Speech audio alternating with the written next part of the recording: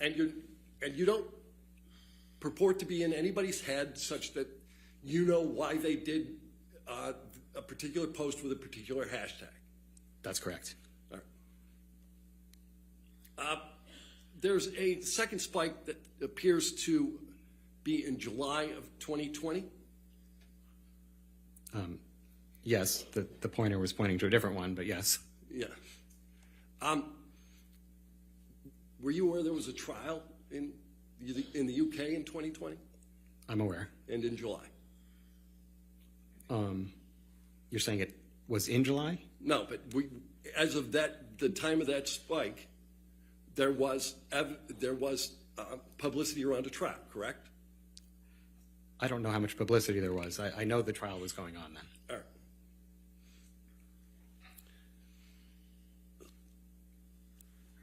There are a number of things called out in your chart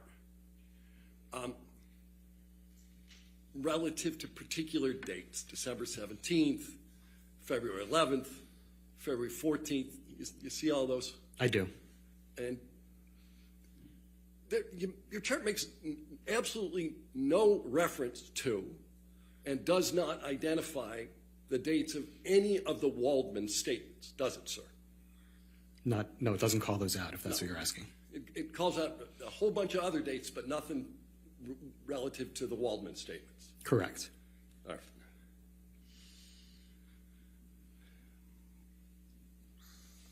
All right. At some point, you ran searches for additional search terms: hoax, fraud. I think you said fake. And then you don't know why those terms appeared, do you? I'm not sure what you mean by that question. Are you asking me? You could not perform a scientific analysis of the reason why those terms appeared in the tweets you were looking at. Right. I could only show mathematical correlation. Right. You could show a correlation, but you don't have any idea why they're there. I can't get into people's heads. Right. And just because the tweet contains one of the terms does not mean the tweet was in some way prompted by Mr. Waldman, right? Well, there are a few things I searched for, the ones you just mentioned, and then the Waldman and Waldman-Yon terms. So, it's not that big a stretch to say that it's related to Mr. Waldman if it's his name and Waldman-Yon or Minion. Wait a minute, is the new standard it's not that big a stretch? No. I'm trying to speak. Certainty, right? Yes. All right. So you're not suggesting that you know why Mr. Waldman's name appeared in any of these tweets? Well, if you look at the tweets that have Waldman-Yon, and I looked at a large sample of them. A large sample was 2,000 out of 1,000,002. No, I looked at more than that of these. But that's another thing that I wouldn't expect to be in controversy. When people are saying that they're part of the Wald-Minions or things like that, I would expect everybody to agree without arguing that it has to do with Mr. Waldman. And nobody asked whether it had to do with Mr. Waldman. I'm wondering, how do you know that it had anything to do with Mr. Waldman's statements? But I was under the impression, I was informed that nobody really knew who Mr. Waldman was before all of this, so I wouldn't expect it to be anything else. I didn't think it was in controversy. It wasn't in controversy whether everyone knew who Mr. Waldman was? Is that your testimony? No, I'm saying it wasn't in controversy that if somebody was suddenly talking about him, that it had to do with this case. All right, but again, it's not, did it have to do with this case? It's, did it have to do with the allegedly defamatory statements? You have no idea, do you, sir? I can't get into anyone's mind. I can only talk about the science of it. Right. And so you identified all of these hashtags as negative towards Miss Heard, right? Right. Justice for Johnny Depp is not negative towards Miss Heard, is it? No, but the tweets that use that hashtag are. No, but the hashtag itself, the hashtag that predominates through your analysis is not, in fact, negative towards Ms. Heard. I'm not opining on the hashtag itself. I'm talking about the tweets that contain that hashtag. But the hashtag itself is not negative. That's not part of my opinion, one way or the other. But do you have an opinion as to whether justice for Johnny Depp is a good thing? That's not part of my assignment. Okay. But you'll agree with me justice in general is a good thing? Big fan of justice. All right, me too. No further questions. All right, redirect. Okay, yes, sir.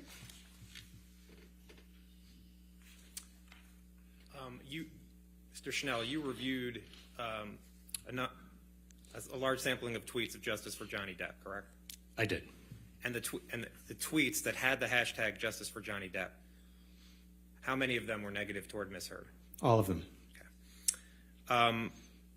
And what percentage of the tweets with negative hashtags between April 2020 and January 31st, 2021 contain the terms Waldman or Waldman-Yon? Overruled, I'll allow. Over 25%. 1 out of 4. And in your analysis, how far in time do the tweets containing the terms Waldman or Waldman-Yon go? Like how far to now? Well, Beyond the scope of cross? He was asking about. Overruled. So I think I disclosed at my deposition that I looked further into 2022 and found that it continued to go on. I didn't see any end to it at all. Okay. And based on your analysis, again, what period of time had more negative tweets against Ms. Heard, before or after April 2020? It was clearly double as many from April to 2021. And that's even including the February 2020 spike, correct? That's right. So and that happened before April, obviously. So even if you put that in there, it's still a lot more after April of 2020. And there are fewer months in that time period. I think there are 20 or 15 months in that time period and 27 months in the first part. And based on your analysis, what, if any, end do you see to the negative tweets toward Ms. Heard? Objection, no foundation. Based on his analysis up until the time? I'll sustain the objection. Okay. Did you see any, based on your analysis, at the end of the time of your analysis, what was happening with the negative tweets toward Ms. Heard? To continue to go on. Okay. Mr. Schnell, after your cross-examination, have any of your opinions in this matter changed? No, they've not. Thank you. Nothing. All right. All right, so you can have a seat in the courtroom or you're free to go. Okay, sir? Thank you. All right, your next witness? Okay, sure.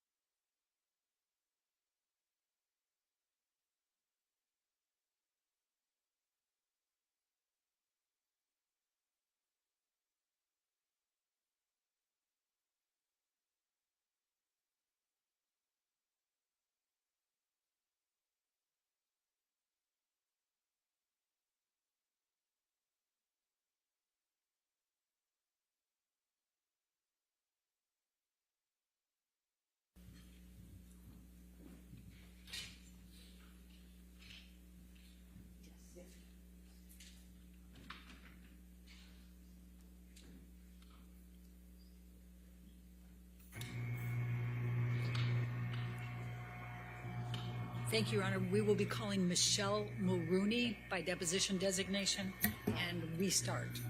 Okay, just give us a moment. Get that. Will you?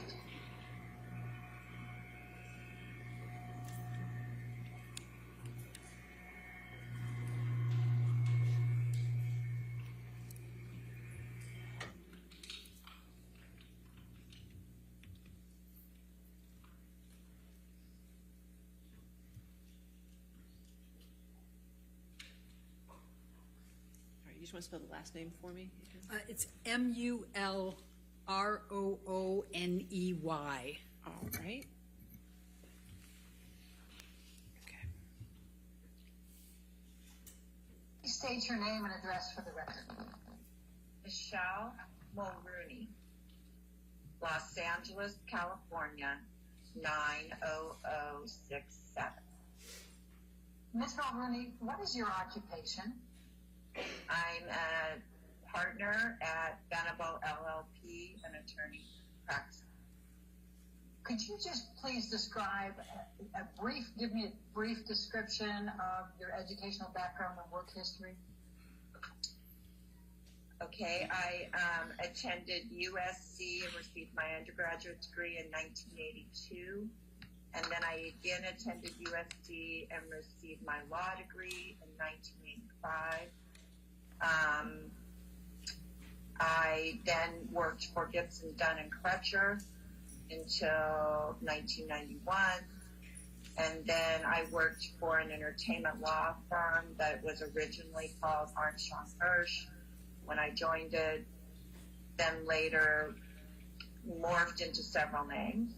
And then in 2011, I joined Venable LLP as a partner. Thank you. What are your areas of practice and expertise? I'm head of the estate planning, the West Coast estate planning group for Venable. And does that estate planning involve any aspect of marital estate planning, such as things like prenups and postnups, prenuptials, postnuptials? Yes, we frequently do prenups, cohabitation, and postnup agreements for our clients. Would you please briefly describe what a prenuptial and a postnuptial is? A prenuptial agreement is where spouses contract on the economics of their marriage before they are married, and they discuss things as the nature, and they contract the things as the nature of the property, community separate, etc., and also things like spousal support. And in a postnup, the clients do that after they're married. They contract on the same issues. Do you regularly represent actors? Yes. I'm asking very narrowly, did there come a time when Amber Heard contacted you for representation respecting a prenup or a postnup agreement? At some point, I was contacted about an Amber Heard prenup. Ms. Mulrooney, I'm going to show you what has been marked as exhibit number 3, and it's an email from you to a Dana Lowry. Do you know who Dana Lowry is? Yes. Yeah. And could you please tell us who Dana Lowry is? She's a family law attorney practicing in Los Angeles. And this is dated Monday, February 2, 2015, and says, I look forward to working with you. Please send me, this is from you, please send me the bullet points for the economics of the deal. When you are back in the office tomorrow, I will have Amber's business manager get her financial information to me ASAP. I also like to exchange 2 years of tax returns, but not attach them. Is this your general practice? Let me know. Think. Who did Dana Lowry represent? Johnny Depp. I take it Amber in the actual document is Amber Heard. Is that correct? Yes. Okay. And if I just direct your attention to the top of the email where it says February 2nd, get control. February 2, 2015. What, if anything, does this do to refresh your recollection on when approximately you were contacted about representing Amber Heard in connection with the prenup? It makes the approximate date more clear to me. Okay. And based on this, when approximately were you contacted to represent Amber Heard in connection with the prenup or postnup? The early part of February, the late part of January, or the early part of February 2015. Ms. Mulrooney, I'm going to ask you to take a look at what has been marked as exhibit number 4. And it is an email from you to Dana Lowry, which is Mr. Depp's counsel, correct? During this time period, correct. And it's dated Tuesday, February 3.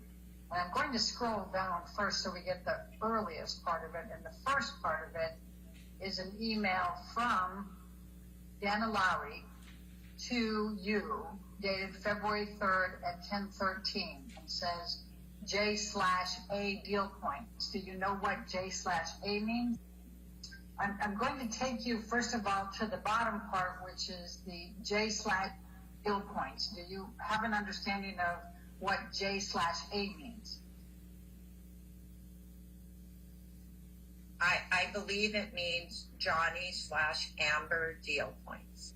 Absent a prenuptial agreement or a postnuptial agreement, is California what we call a common law property state? No, What is it? it's a community property state. Okay, and what does that mean? Generally means that all earnings after the date of marriage are owned 50, each party has an undivided 50% interest in those earnings. Yes. What was your understanding of the purpose of the confidentiality agreement? It's very standard when you're doing a prenuptial agreement or a postnuptial agreement, when either party is disclosing their assets, that they ask for a confidentiality agreement. You respond on February 17, Dana, I have forwarded to Amber. She is filming a movie, but hope to connect with her by the end of the week. I will keep trying to move forward. I'm asking you what you meant by I will keep trying to move forward.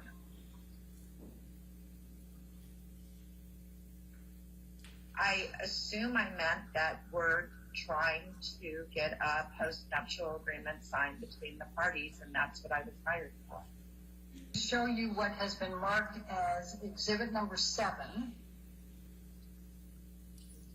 And I'm going to start again with going down to show you where the stream is here. And it says, on February 17, that's the same email we've seen a couple times now, where she's attaching the confidentiality agreement, telling you she'll have a draft post-nup agreement, but she's getting the signed confidentiality agreement first. And then I'm going to direct your attention to the very top part, and that is Wednesday, February 18. And it's from you to Dana Lowry, and it says, Amber is sending the signed confidentiality agreement to me. I assume I will receive all the underlying financials and a list of anticipated future revenue streams and documentation pertaining thereto. What did you mean by underlying financials and a list of anticipated future revenue streams and documentation pertaining thereto? I mean, this is typical for an actor. They have profit participations, back ends. I wanted to have a list of what his future revenue would be. He might have had movies booked that he would render services after marriage. I just wanted to see the pro forma. What did you mean by back ends? Back end is either profit participations or royalties Sometimes it's box office bonuses. You just have to look at the underlying agreement on each movie, TV show, etc., to track what the revenue will be from each project. And why is that relevant? I want to know what they're going to make during the marriage. I want to know the income during the marriage. And those are all components of what they make during the marriage? Correct. Okay, thank you. All right, and then you said, I can't really comment on the document until I get this information. What document were you referring to there? The post-nup agreement that I anticipated she would send.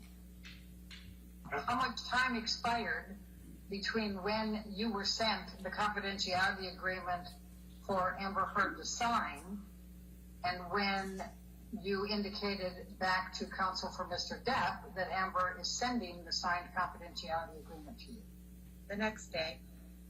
What, if any, communication did you receive from Mr. Depp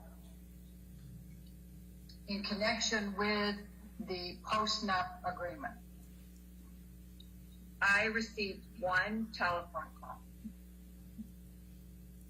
And whom did you receive that telephone call from? Mr. Depp. Please describe the telephone call from Mr. Depp. My recollection is that he was very mean, that he called me names, and that he fired me on behalf of them. When you say that he was very mean, what did you mean? Well, my only exact recollection is he called me a bitch. Mr. Depp called you a bitch on that telephone call? Hearsay, Yeah. leading. What, if any, observations did you make during the telephone call from Mr. Depp, during which time he called you a bitch?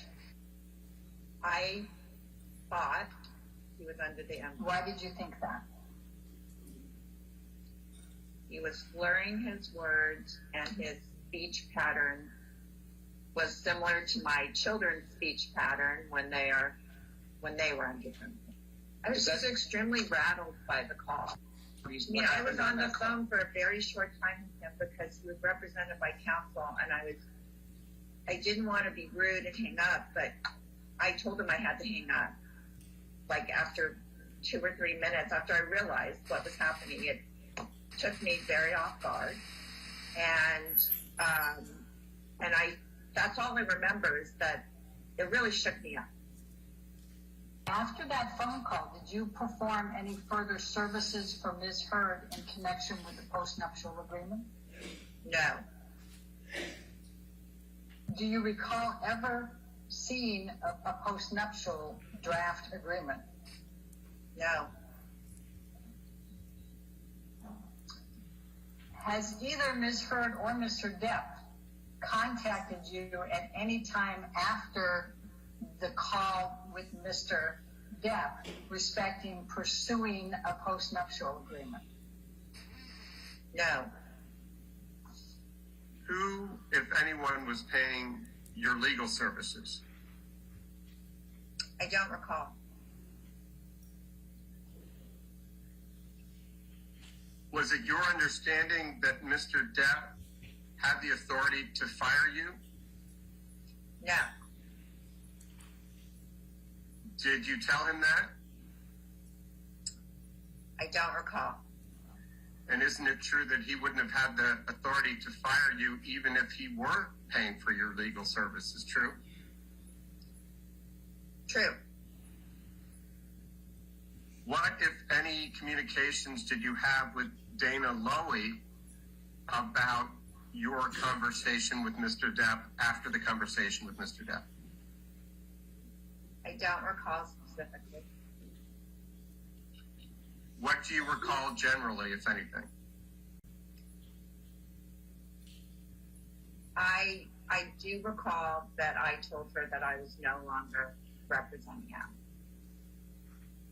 But I don't know if I did that in writing.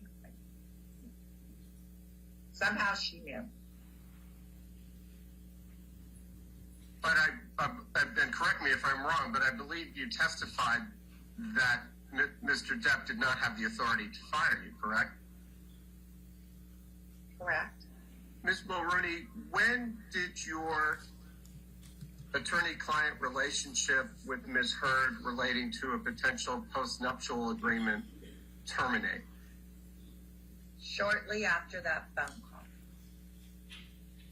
When you say shortly after that phone call, can you give us a time frame of how long it was after the phone call? Within a few days, could be one. He didn't have the power to fire you, correct? Correct. Do you have any recollection of ever receiving any more communications from Dana Lowry furthering the postnuptial agreement after Johnny Depp called you and told you he was firing you on behalf of Amber and called you names? No substantive, I recall that there was no more substantive conversations. Is there any question in your mind that it was Mr. Depp who called you? No. All right. Yes, ma'am, your next witness. Yes, Your Honor, we'd like to call the Disney corporate representative. All right.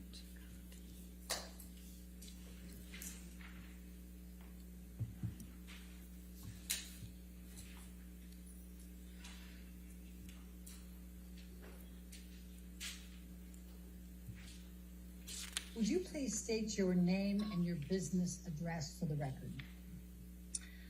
Tina Newman, Walt Disney Studios Motion Picture Production, live action, 500 South Buena Vista Street, Burbank, California, 91521.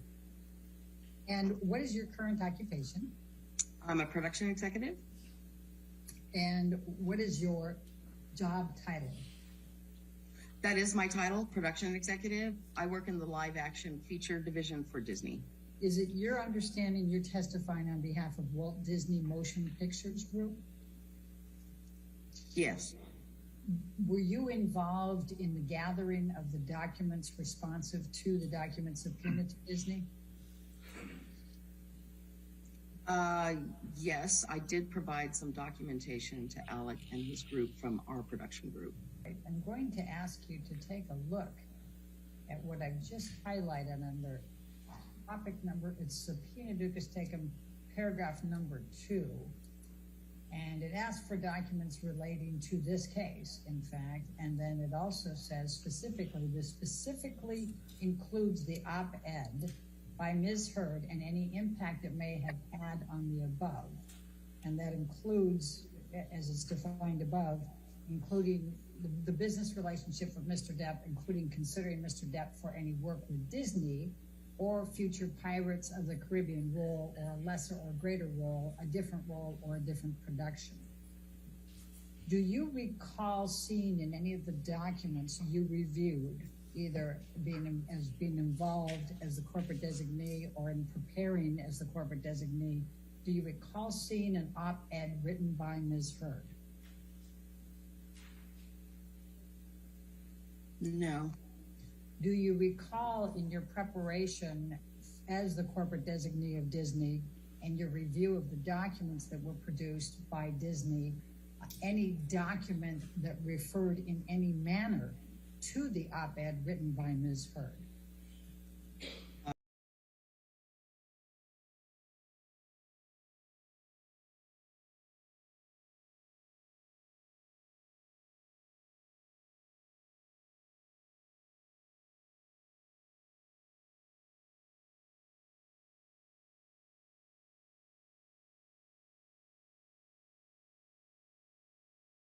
With anyone at Disney about any future Pirates of greater role, different role in production? No. Have any discussion with anyone at Disney about the impact of the op-ed Heard on the relationship between Disney and including Mr. Depp work with Disney, future of the Caribbean role, a lesser role or addiction? No.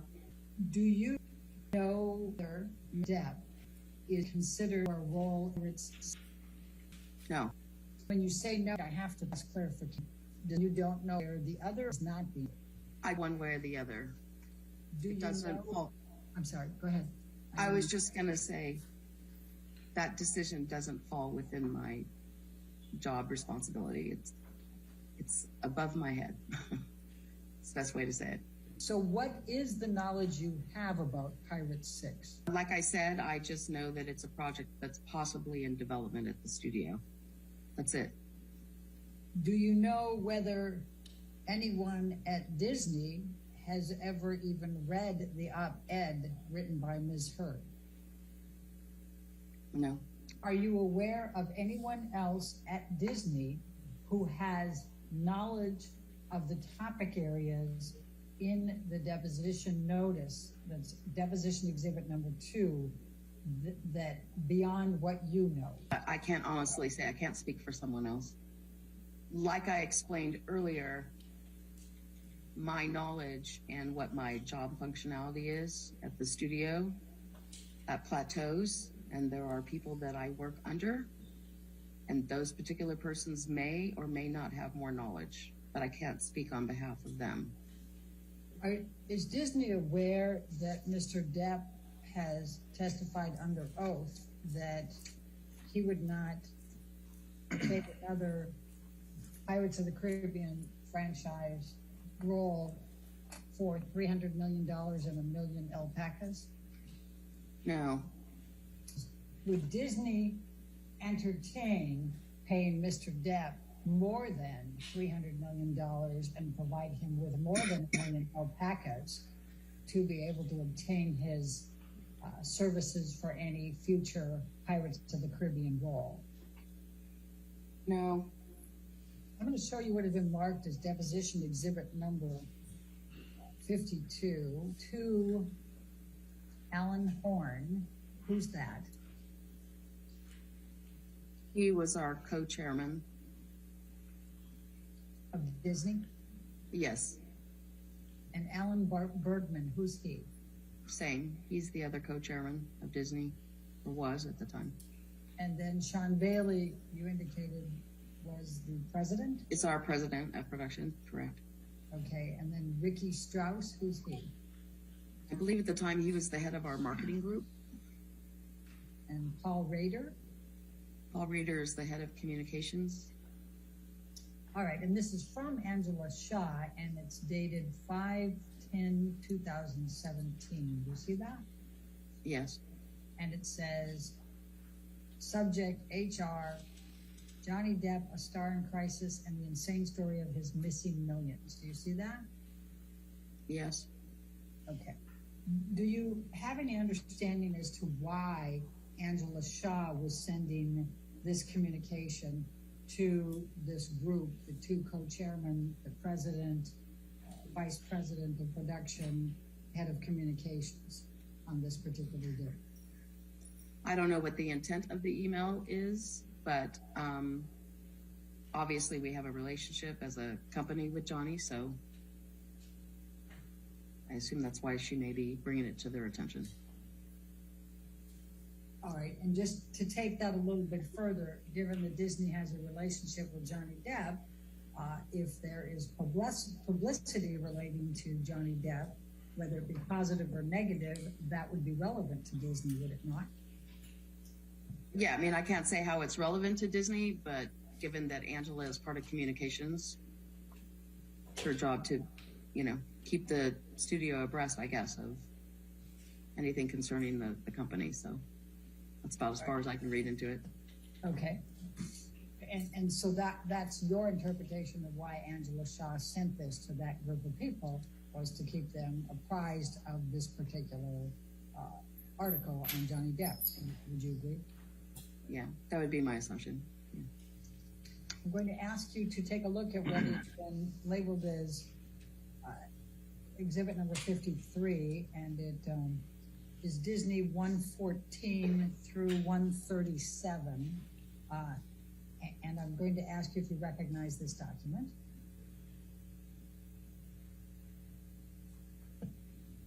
Well, it looks like an internal email. It may have been part of the disclosure documents. This one's from Alan Horn, and I think we've identified Alan Horn before, well, actually, it starts with, let's start down here. On June 21st, 2018, all right, and then it has a reply from Sean Bailey, sad. Do you see that? Yes. What was Mr. Bailey's position with Disney on June 21st, 2018? I believe he was the president then. Okay, He may have been the Also just- EVP. I don't know. okay. And then we have an email at the top. It's to Sean Bailey, CC Janelle Tipton. And then it has some copies to some other people. It's from Alan Horn. I believe we said he was one of the co-directors. Is that correct? Co-chairman. Co-chairman. Okay. And Alan Bergman. The other co-chairman. Okay. And do you have any recollection of ever reading the Rolling Stones article about Johnny Depp back in this time frame? I honestly don't remember if I ever read this document. I may have. Do you have any understanding of why this would be sent from Alan Horn to these other individuals on the top? Again, same as before, just because of the fact that we have a relationship with Johnny. So they may have determined it was important to bring it to their attention. All right, Ms. Newman, I'm going to show you what has been marked as deposition exhibit number 54. And do you recognize this document? Yes, it looks like a email. Please tell me, please describe it for me. It's an email. Well, it started from Scott to myself. Scott Sellers is in Post Finance, and then I replied to Scott. So it looks like an email exchange between the two of us.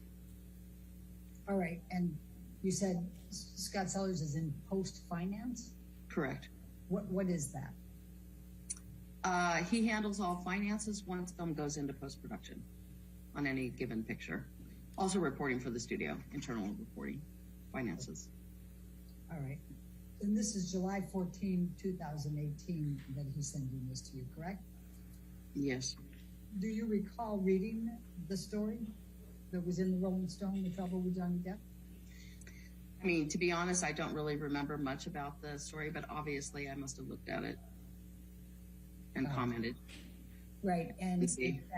in fact, you commented depressing. Do you see Yes. that? Yes. Okay.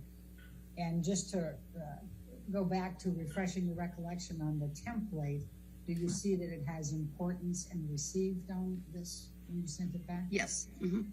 Ms. Newman, I'm going to ask you to take a look at what has been marked as deposition exhibit number 56. And it is a document also produced by Disney, and there's the date stamps, Disney 167 through 177. And I'm going to ask you to take a look at the top there. This is to Alan Bergman from, and it has THR's Today and Entertainment. Do you understand what that is? Yes. Okay. I'm going to ask you to turn down to 169. It says Johnny Depp's legal team prepares for court hearing about Amber Heard abuse claims. The actor's camp is previewing the evidence that it will present in an upcoming court hearing in the UK this fall, tied to a defamation lawsuit against his son for an article that labeled the actor a, quote, wife beater, end of quote. Katie Kaleni reports. Do you see that? Yes. Do you have a recollection of learning about this and reading about the UK case in this time frame? We're talking October 2018. I may have seen a headline come across my desk in the same manner as Alan received it, but that's probably as far as it went. Ms. Newman, I'm going to show you what has been marked as deposition number 60. And it's dated November 5, 2020. And it says Disney reportedly scraps plans for Depp's POTC 6. I'm assuming that's Pirates of the Caribbean 6 return. You see that? Question was, did you see it? Yes, I see it. As you sit here today, are you aware of any document in Disney's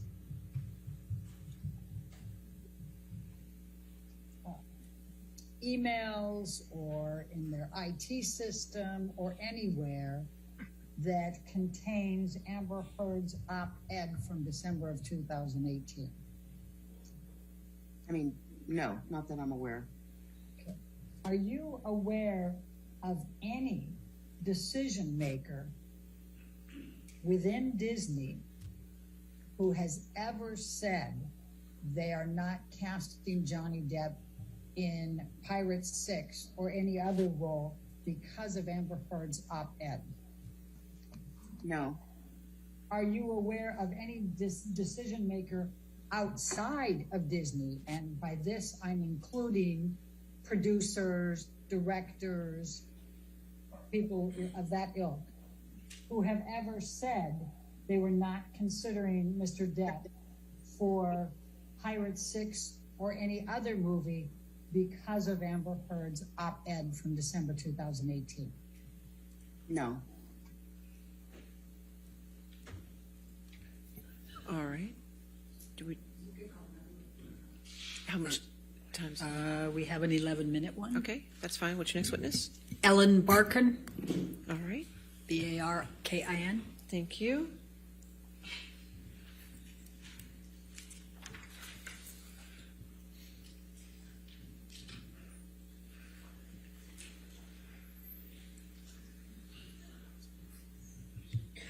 Good morning, Ms. Barkin. Good morning. I think the first thing that would be very short but very simple and clean for the record is if you could just describe kind of your career background. I know it's very lengthy, but just give a kind of brief summary of kind of when you started working and what you've done during your career. I started acting professionally about 26 or 7. And I did theater, television, movies, lots of them. That's what I did for 40 years. And in the course of your career acting in theater, television, movies, etc., did you come to meet a person by the name of Johnny Depp? Yes. Can you specify in time, Ms. Barkin, when you met him? I would say 1990. And upon or after meeting him, did there come a time when you became friends? Yes. And can you describe how that happened? We just developed a friendship over time that lasted, I guess, if we met in the 90s, maybe 10 years, a little less. And fair to say that Mr. Depp at the time was also an actor, a professional actor? Yes. Were you, did you act in any film, stage, or TV productions with Mr. Depp? Yes, I was in Fear and Loathing in Las Vegas. How often would you see Mr. Depp? When I lived in New York, usually whenever I go to L.A., if I were in L.A., I'd see him once a week, maybe more. I mean, the friendship went up and down, living on different coasts. And did there come a time when your friendship with Mr. Depp became more than that, became romantic in nature? Yes. And at what point in time did your relationship with Mr. Depp take a romantic turn? After I had moved to Hollywood,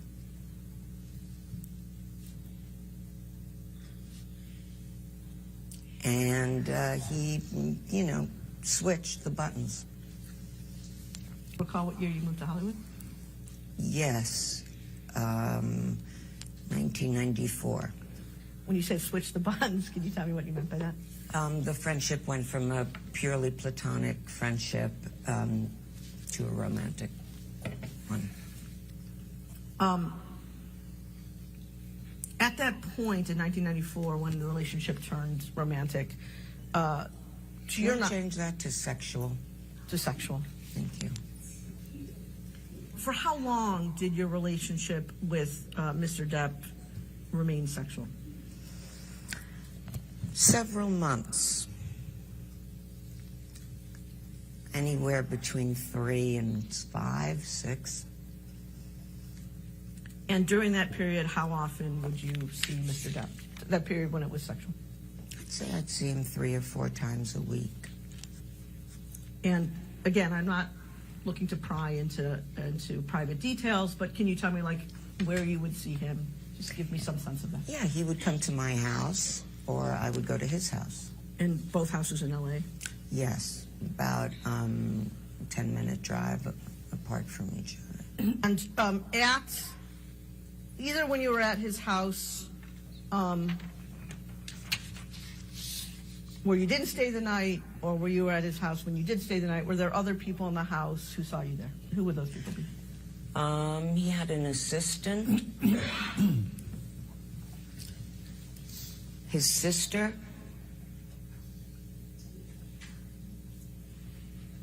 that's all I can remember now. Do you recall the name of the assistant? I don't know his name. He was referred to as Pig. He was referred to by whom as Pig? Johnny Depp.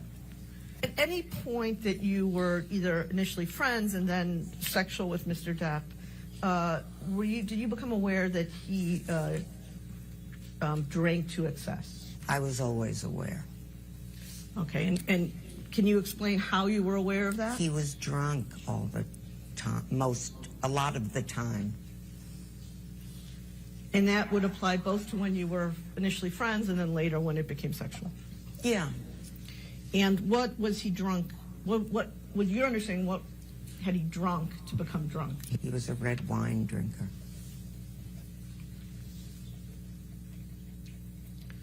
Okay. In addition to alcohol, were you aware at that time that Mr. Depp was taking any prescription medication? No. Okay. Same question, Mr. Barkin, for illegal substances. Yes. Same question. And what illegal substances? Hallucinogenics, cocaine, marijuana. Hallucinogenics, can you say specifically what those were? I don't really know. Okay. He called me and told me he was tripping.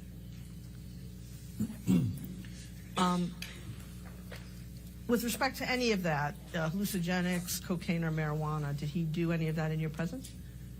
Yes. More than once? All the time. When you say all the time, how many times, again, in the period that you were both first friends and then sexual with Mr. Depp, do you think you saw him? I couldn't even tell you. I mean, I just know he was always drinking or smoking a joint. But would it be fair to say more than at least dozens of times? Yeah. Over the full course, oh yeah.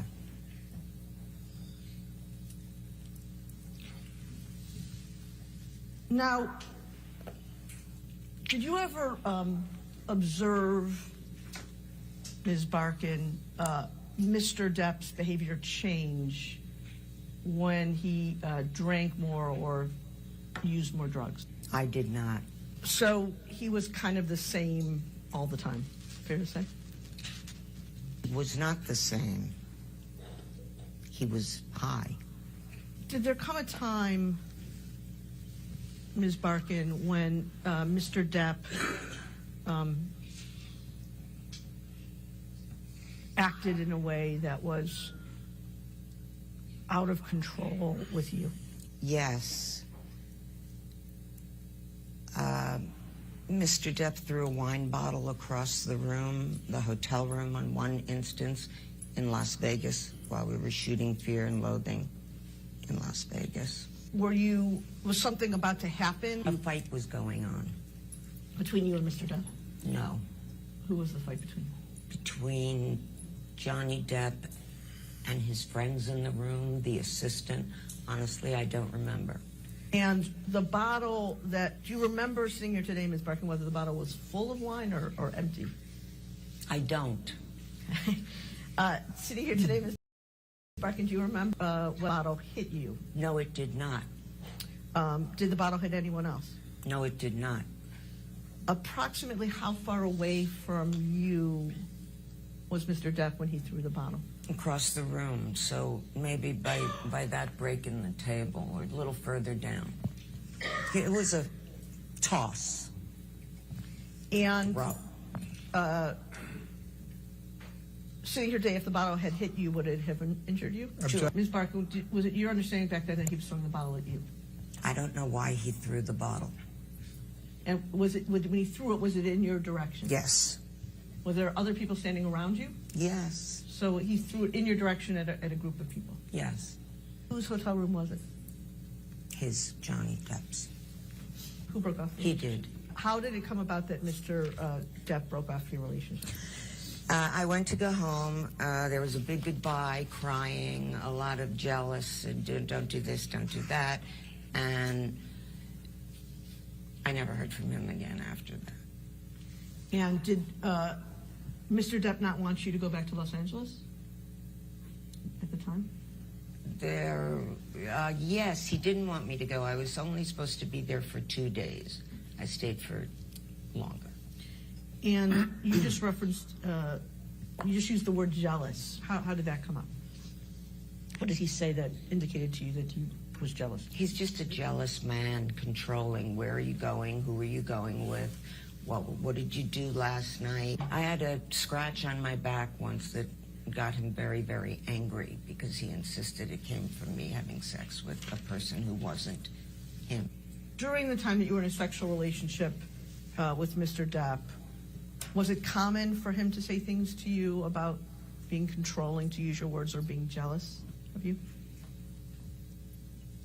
Yeah, very common. And when, in these instances, when Mr. Depp became jealous or controlling, did he also become angry? Yeah. And demanding. All right. Ladies and gentlemen, let's go and take our afternoon recess. Please do not discuss the case and do not do any outside research, okay? We'll see you back in 15 minutes.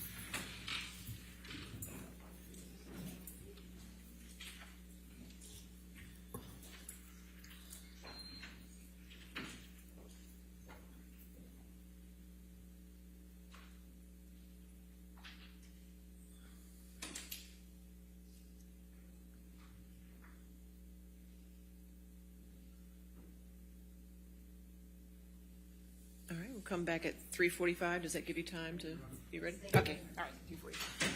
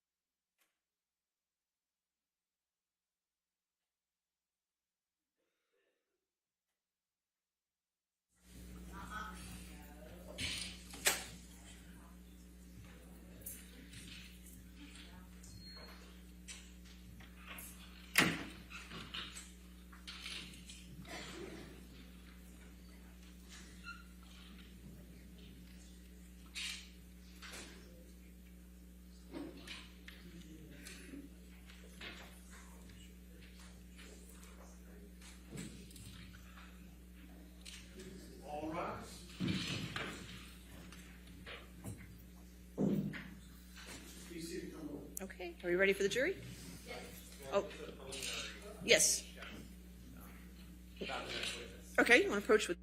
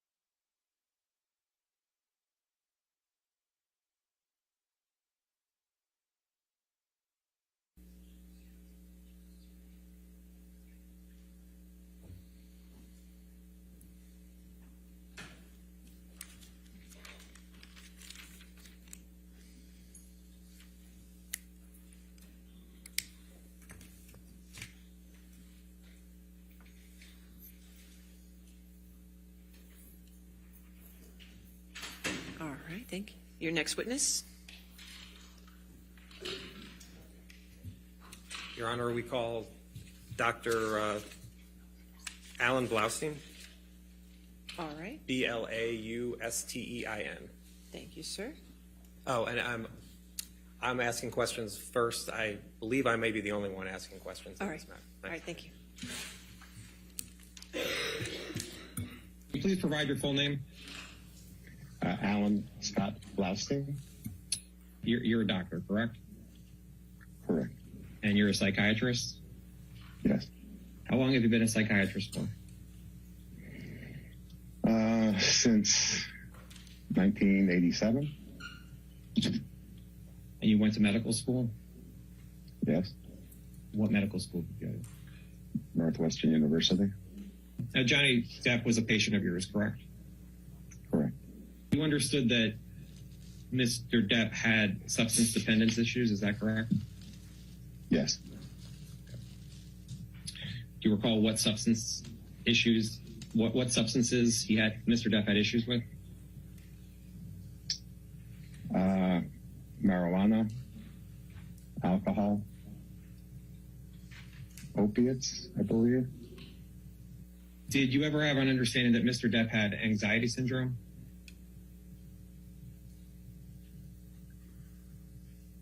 I knew Mr. Depp had anxiety. And how did you come to be aware that Mr. Depp had anxiety? She told me that. Do you recall having any conversation that Mr. Depp was bipolar? There was some question about bipolar disorder diagnosis, but I do not remember any specifics about the discussion. Do you recall having a conversation with Mr. Depp about a bipolar diagnosis? No. What behaviors did Mr. Depp acknowledge that should be changed? Certainly his drug use and his turning to drugs to help relieve a lot of the psychic pain that he was experiencing. In working with Mr. Depp, would you agree that that Mr. Depp had fundamental issues with anger? I would say that he expressed having issues with anger. Mr. Depp expressed having issues with anger? Yes. Did Mr. Depp express having issues of anger towards Amber? He expressed having anger towards her. Yes. Do you recall what reasons Mr. Depp told you as to why he was expressing anger towards Amber?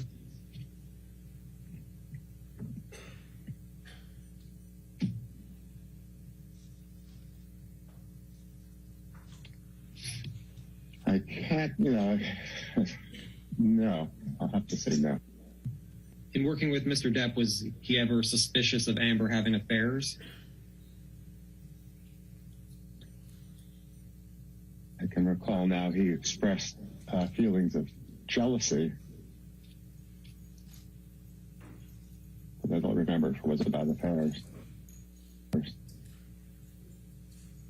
you recall any more detail about what Mr. Depp was feeling jealousy toward Amber about? No.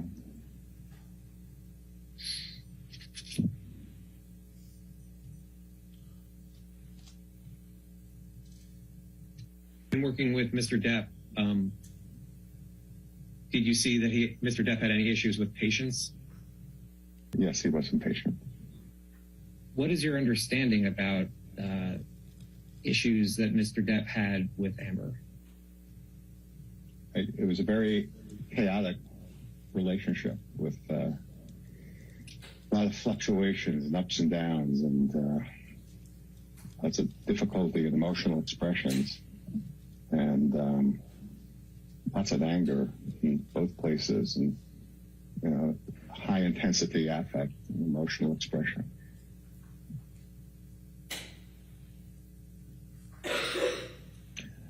A lot of love, a lot of disappointment, a lot of fears.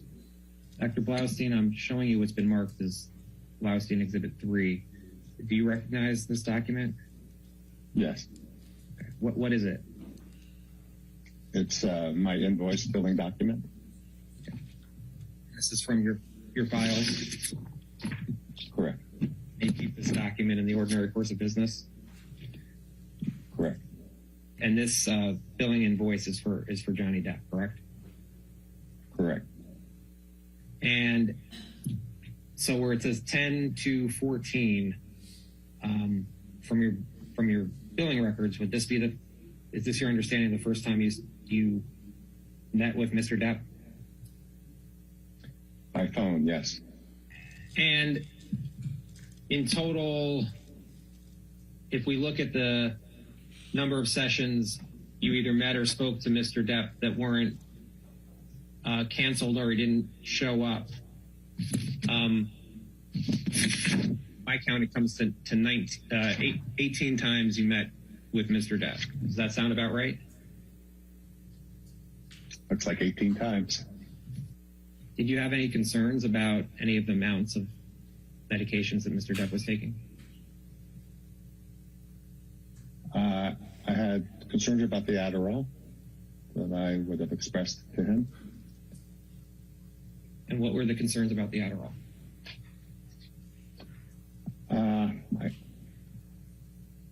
I don't recall the specific conversations, but I would have been asking about how he was diagnosed to have ADHD or under what circumstances he would take that, especially if he wasn't currently working. Did you ever talk to Mr. Depp about what he did when Marilyn Manson would visit? No. When you were working with Mr. Depp, did you have any understanding whether Mr. Depp was still abusing drugs and alcohol or not? Yes. But you do recall that there were times in your working with Mr. Depp where he had breakthrough uses of drugs or alcohol? Yeah, that his relative sobriety was not complete, yes. And that's what you mean by breakthrough usage, that his sobriety, Mr. Depp's sobriety, was not complete? Well, relative sobriety. Again, I said relative sobriety because he did continue to use marijuana throughout, almost entirely throughout the time that I knew him, with a short time exception, I think. So I called it relative sobriety. Then there'd be some breakthrough uses of other substances. Okay. And when you say breakthrough usage, just so everyone understands, what do you mean by that? He was trying to be sober. He was working on sobriety. And by breakthrough uses, I mean sobriety would mean the abstinence of using the substance. And so the breakthrough would be on a particular time he would have used the substance that he was trying to be sober of, abstinent of. Okay.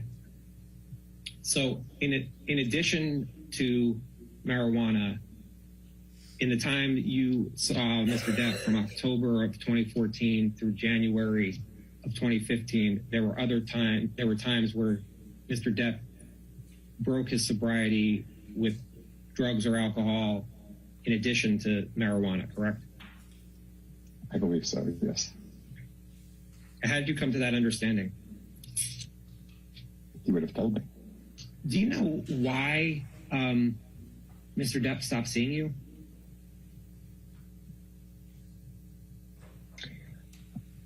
I know he was preparing to leave to Australia to go to work, and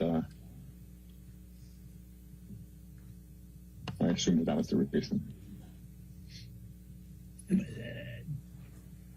But he hasn't returned to you since he went to Australia in 2015, correct?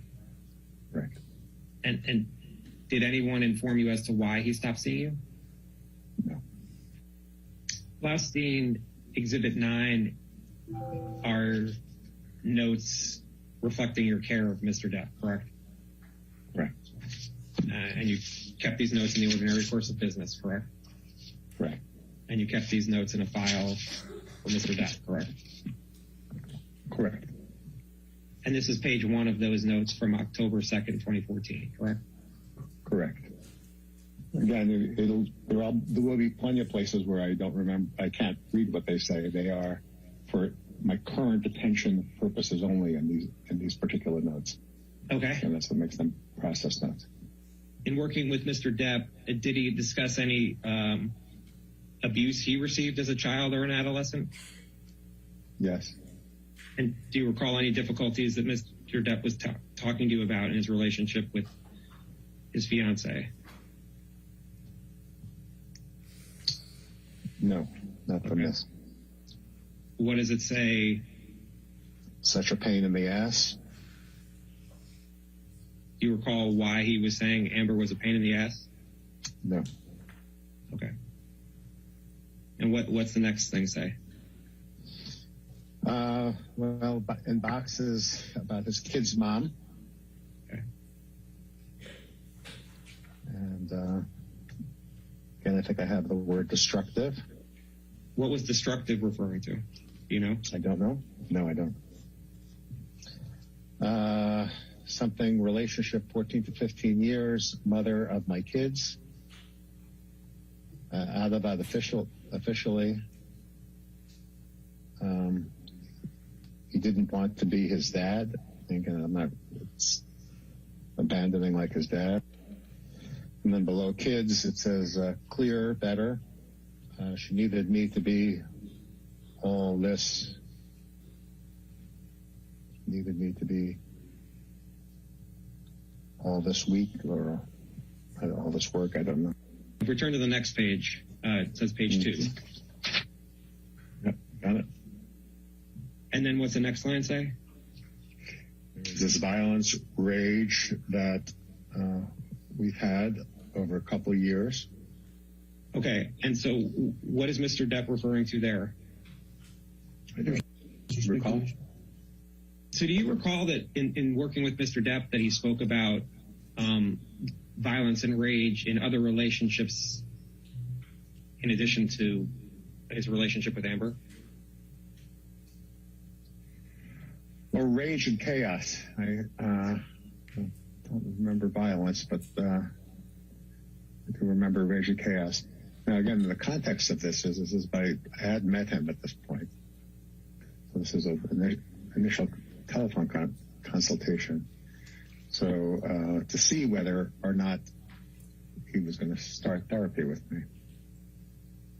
But in your working with Mr. Depp, was he talking about rage and chaos with relationships in addition to his relationship with Amber, correct? Yes. What other relationships was he talking about rage and chaos? Again, I don't have the specific recollection, but I think it included the mother of his children, and arguments about not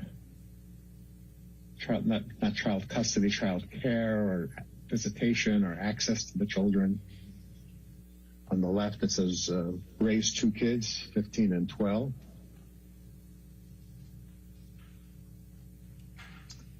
And then below that, she tried to protect me. She tried to protect me too. You know what that's referring to?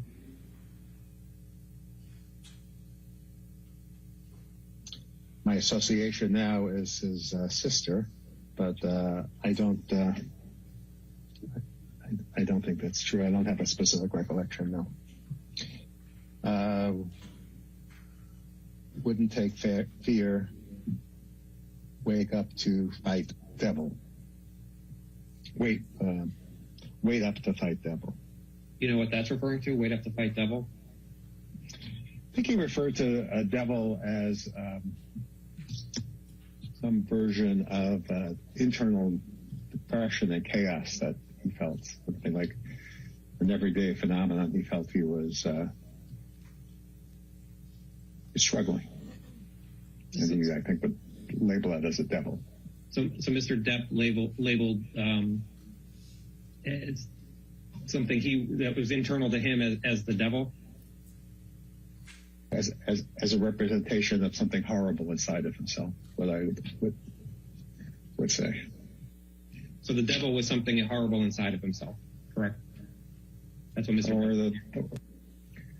Again, I don't think he ever said that, so I'm going to be careful here. The devil was the representation of the battle that he had many days when he woke up with the depression and anxiety and fears that he had. Did Mr. Depp ever refer to himself as a monster?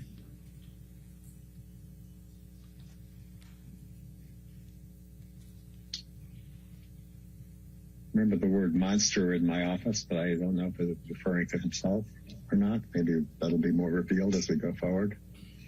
Now, turning to Blaustein 12, which is page 4 of this exhibit, and there's a 3 at the top, correct? Yeah. And then to the right, that says Amber fiance, correct? Correct.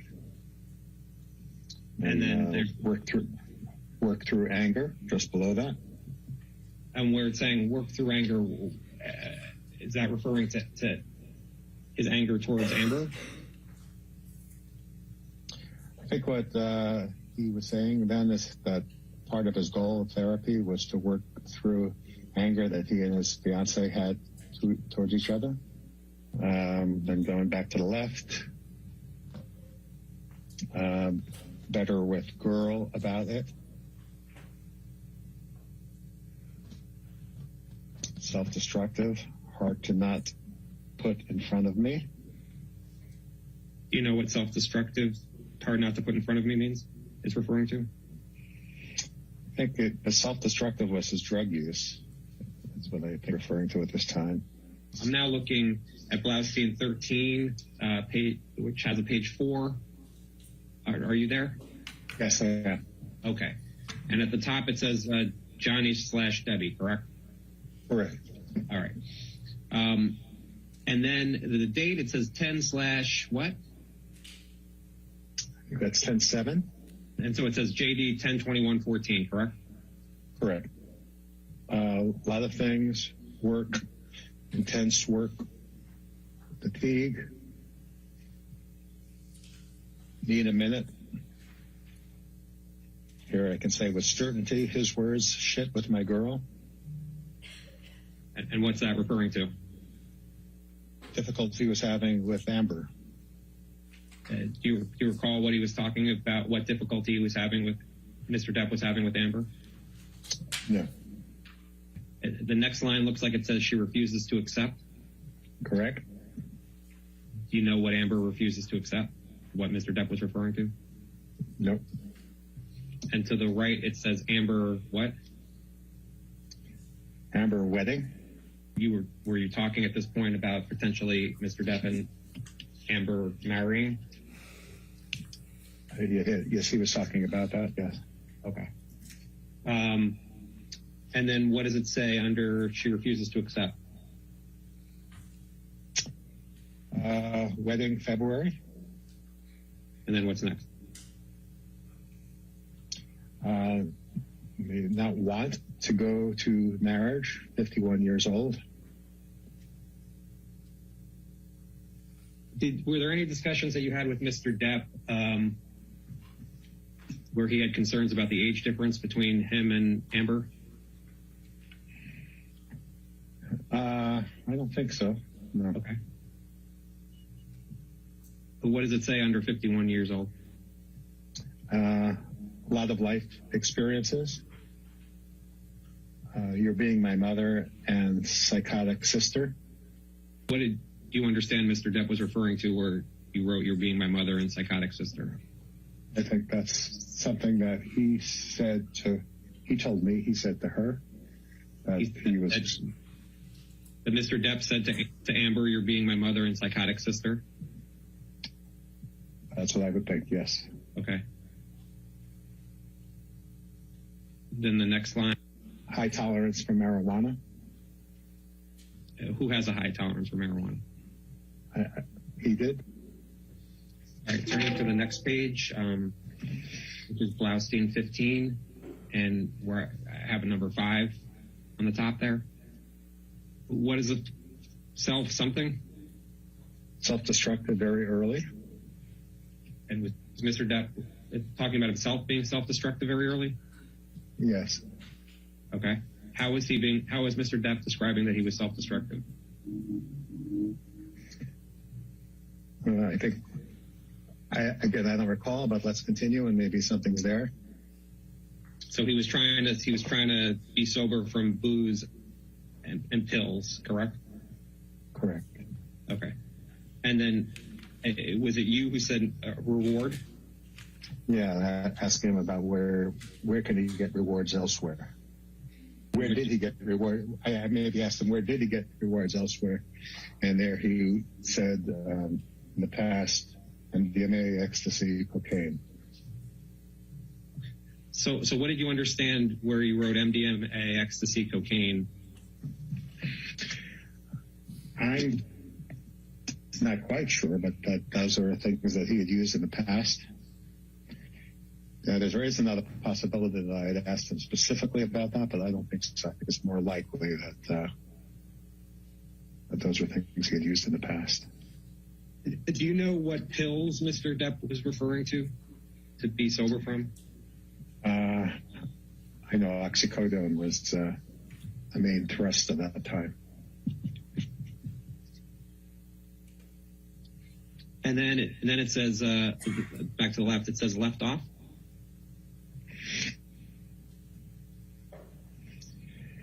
Yeah, and that's probably a note to myself to try to get back to. of a reward loop mechanism, and it's parallel to a relationship. What kinds of rewards could come back to him that could be healthy? What kinds of rewards that could come from the relationship that could be healthy? And then talk about biology changes. So I made a note to myself there to talk about how the brain changes in the face of many of these drugs over time. Did you talk with Mr. Depp at all that his brain can change as he continues to take these drugs? Yes, I did. And then it says 10/27/14. More on relationship issues, being accused, in his word, of being manic, grounded by seeing children. Son is one of the positive aspects of the relationship. I assume he's talking about his past relationship there. Mr. Depp was saying that Amber reminded him of his mom and his psychotic sister. The relationship reminded him of his relationship with his psychotic sister and his mother, yes. And Mr. Depp talked about that he was being accused of being manic. Yes. Did he say who accused him of being manic? I assume from this it was Amber. Turn to the next page, Blaustein 16.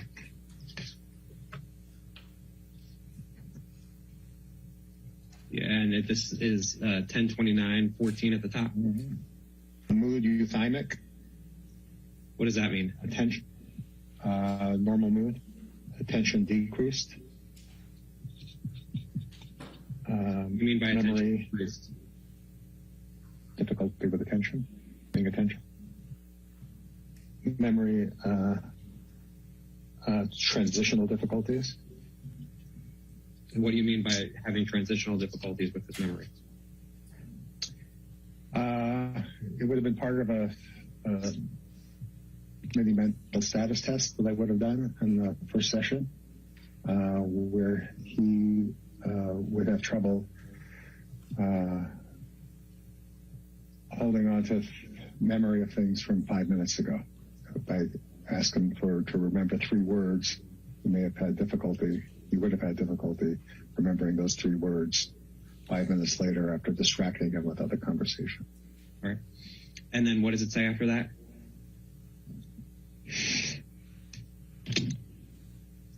THC, a marijuana, as part of issue, tetrahydrocannabinol. That's what THC stands for. So you saw THC as an issue with Mr. Depp's memory and attention, is that right? Well, with the transitional memory, at least, yes. Perhaps the attention. MSE, mental status examination. More present, more attention.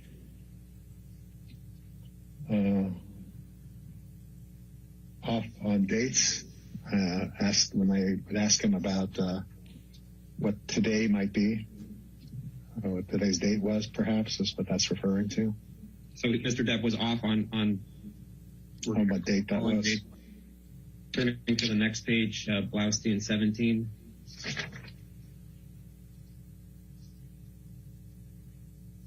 It says JD at the top, and then 11/10/14. See that? Yep, I have that. Okay. And Mr. Depp came in to see you on 11/10/14. Correct. Okay. And what's the first line say? Some clouding, probably secondary to THC. What do you mean by clouding?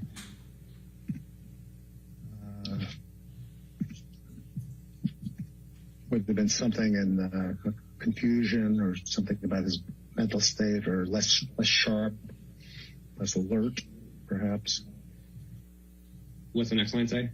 It says no evidence of mania, hypomania. What do you mean by that?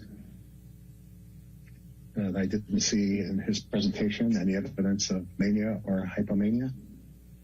Okay. Next line. Discussion about relationships, core issues of trust. Amber says contact. Don't know. Okay. Fruitless meeting with her therapist. Did you ever observe Mr. Depp with mania or hypomania in any of your other sessions? Not that I recall.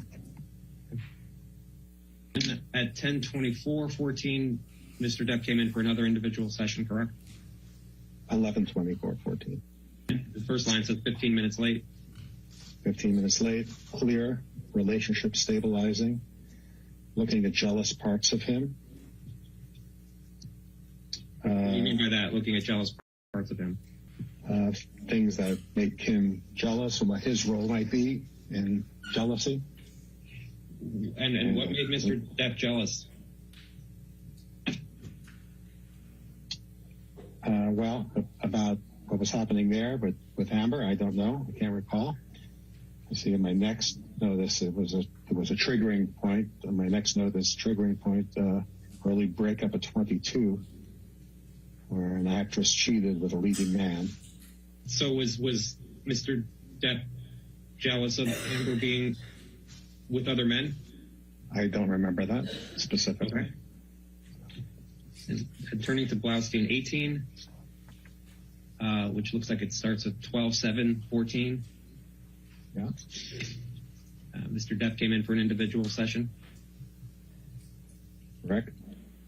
And then it looks like you have paranoia in quotes. Mm-hmm. Would have been his word. And what he meant by that, the elements were fear, envy, and vigilance. So Mr. Depp told you something about paranoia? Mm-hmm. Well, as he defined it. And his elements of paranoia were fear, envy, and vigilance, as he told you. Then there's what's the next day? 12:18:14. Yeah, let's see. 12:18:14. Yes. And Mr. Depp came in for a session. Mm-hmm. Yes. Patient working. So psychotherapy on phone. It's just possible there was a phone session that I didn't mark as a phone session. Big fight with girlfriend yesterday. Struggling with how to separate. Let her tell you her feelings. Relationship needs to take care of you. Her to go to a safe zone, withdraw. Different than childhood experiences. And then it's at 1:06:15, correct? Correct. And what do these notes say? Patient late, 20 minutes. Positive hypnotherapy session. Goals to make a beeline to bed. Using relationship to take care of the individuals.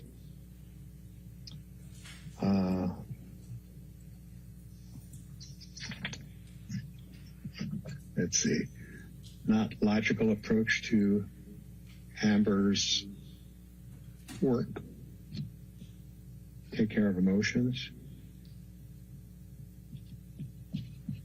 Sobriety continuing. And then Blaustein 20.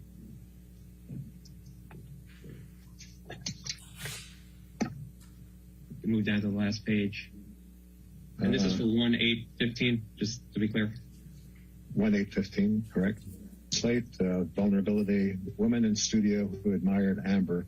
Threat. What did that mean? What did you understand that to mean? That probably related to your prior question, that there was a woman who admired her that he felt jealous of. Let's see, the next thing is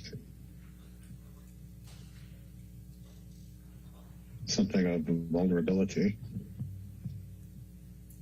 Instances of vulnerability and internal fear parallel to vulnerability in childhood.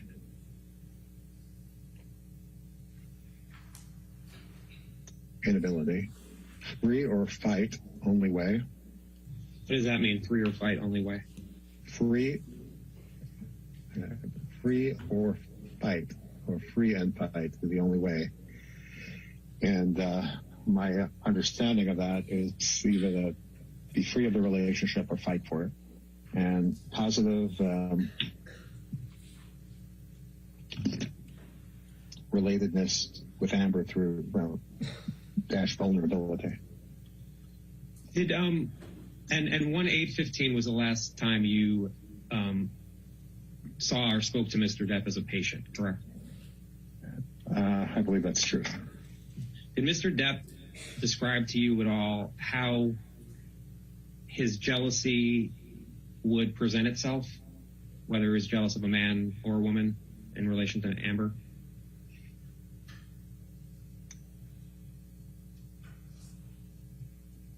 It would make him angry. It would make him feel insecure. Your next witness. Your Honor, our next witness is Eric George. He was the attorney for Amber relating to the op-ed. Will you please state All right.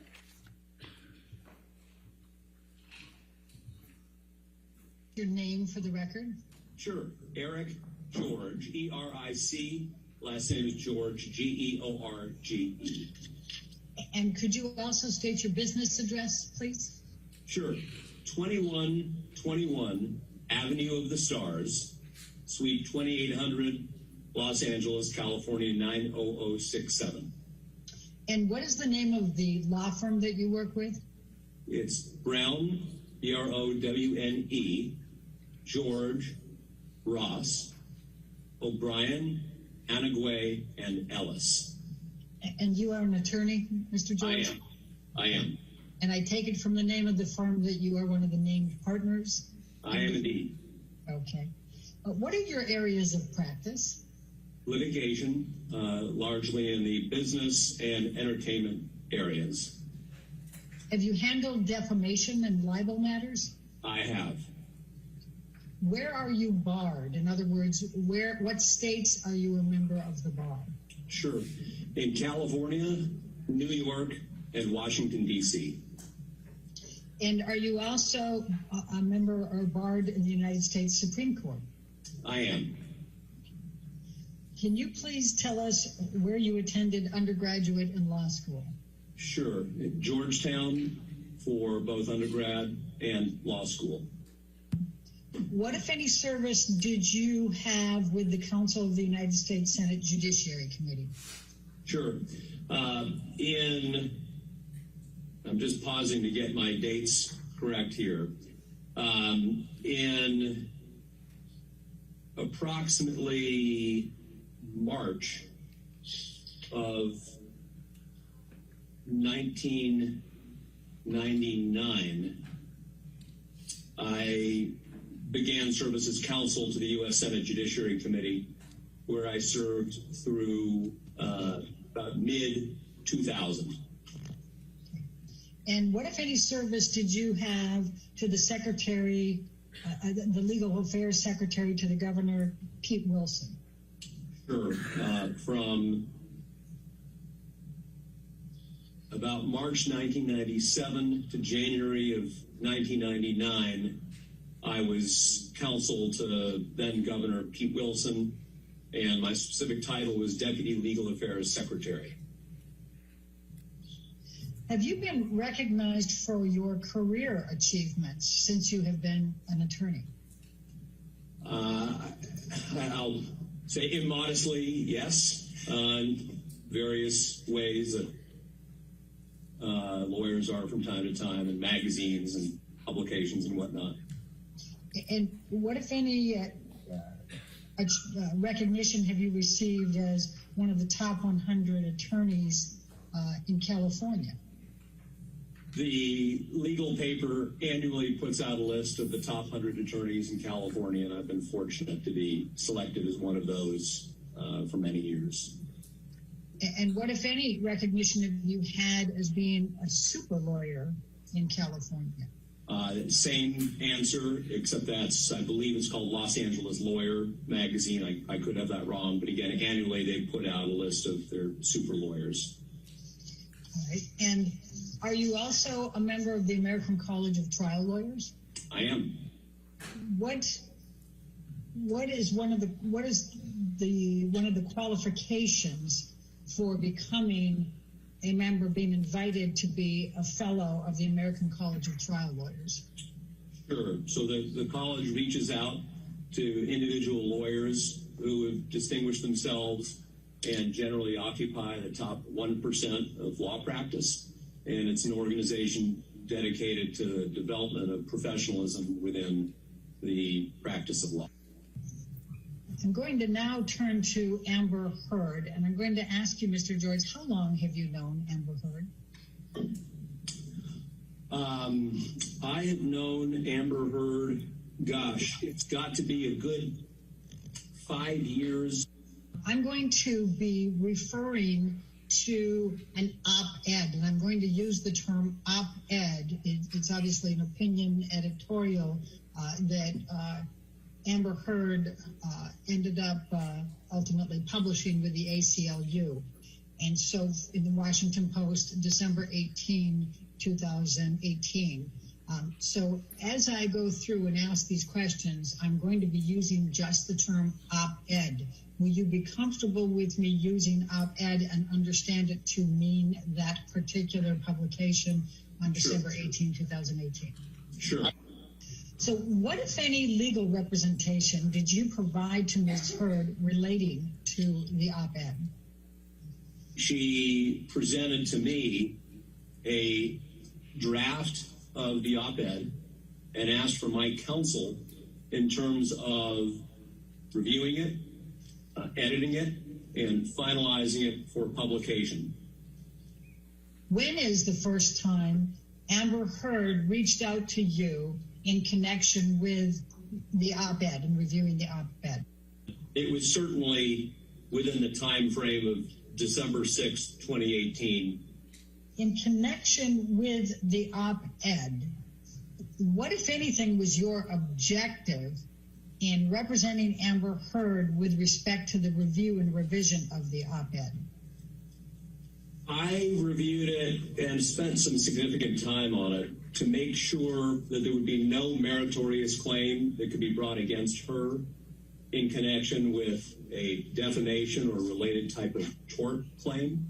And ideally, with that in mind, to minimize the possibility of her ever being sued in connection with publishing it.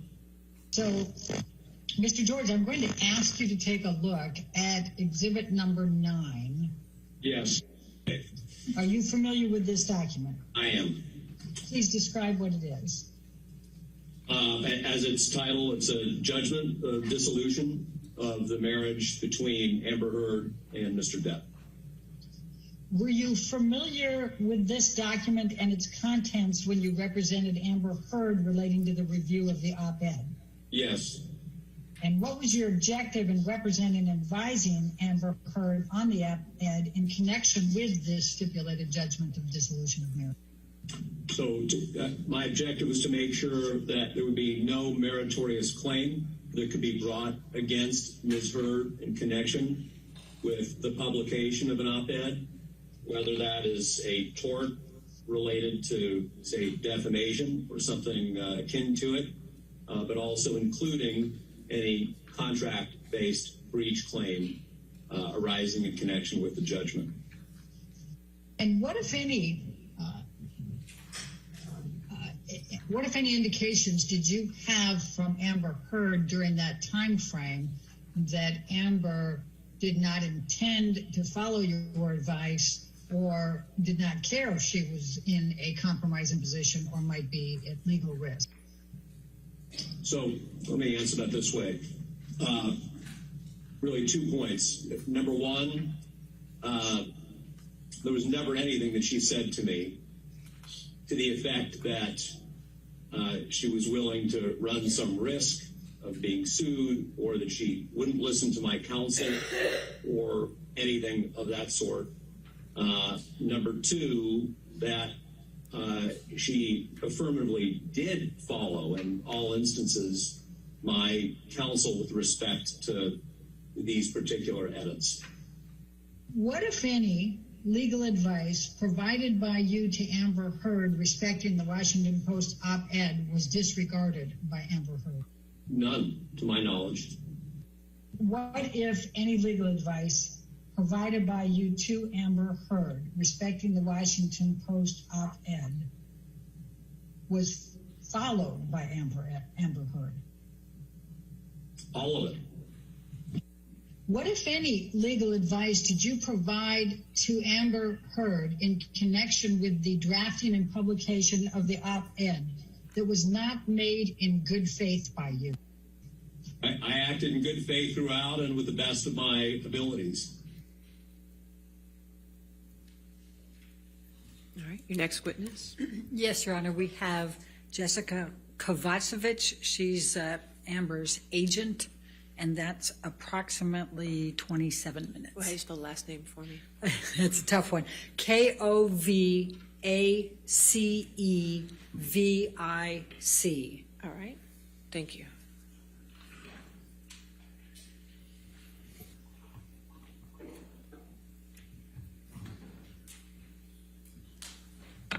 Good afternoon, Ms. Kovacevic. And Ms. Kovacevic, do you know that you are here today in your personal capacity and also as a representative of your agency, WME? I do. Ms. Kovacevic, what do you do for work? I'm a talent agent. Would you please describe in just very general terms what a talent agent does generally? Generally, you procure work for your clients. You make introductions, you read their scripts, you negotiate their deals. And I take it Ms. Heard is one of your clients? Yes. Did Ms. Heard have a successful career at the time you began working with her? Yes. And over the period that you've worked with Ms. Heard as her agent, what have your job responsibilities entailed?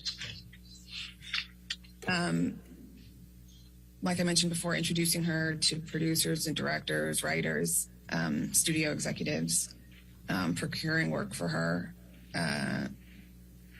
introducing her to people that can employ her, and then negotiating her deals, and then dealing with whatever happens on while she is working, anything that arises that needs dealing with.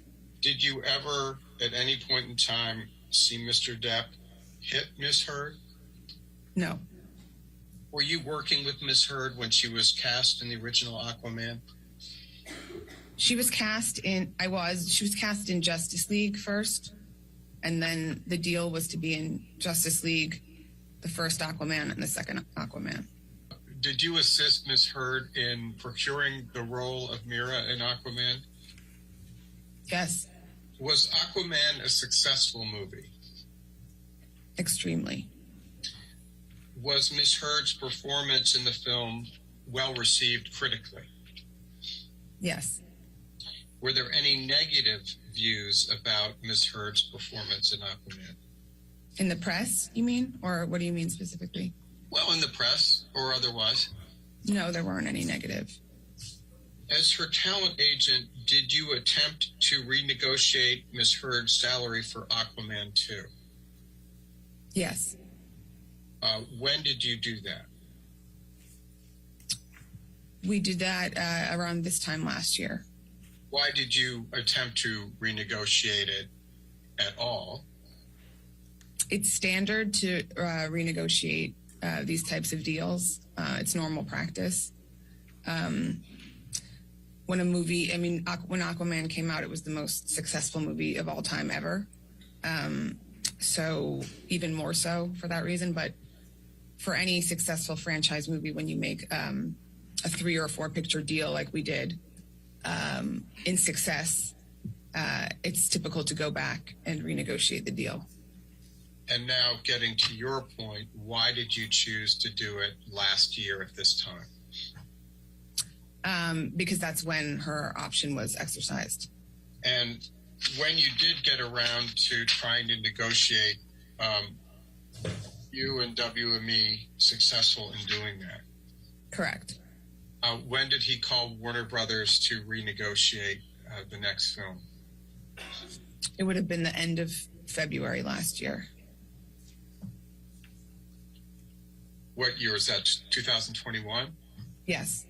At some point, were there press reports that Ms. Heard was getting released from Aquaman 2?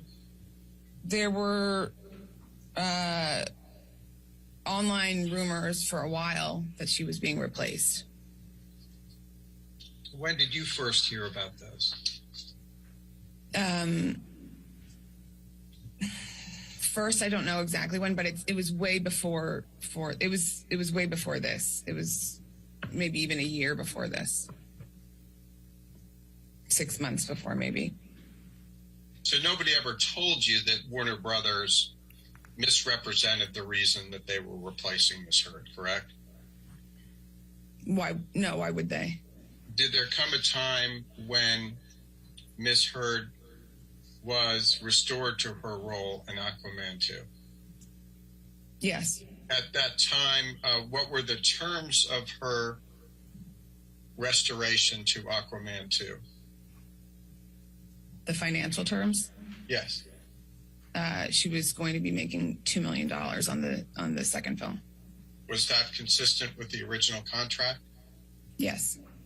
Is this consistent with what Warner Brothers originally gave as the rationale for not using her in Aquaman 2? The lack of chemistry between her and Jason? Yes. Yes. So did there come a time when WME came to understand that Ms. Heard's role as Mira in Aquaman 2 was diminished in some way?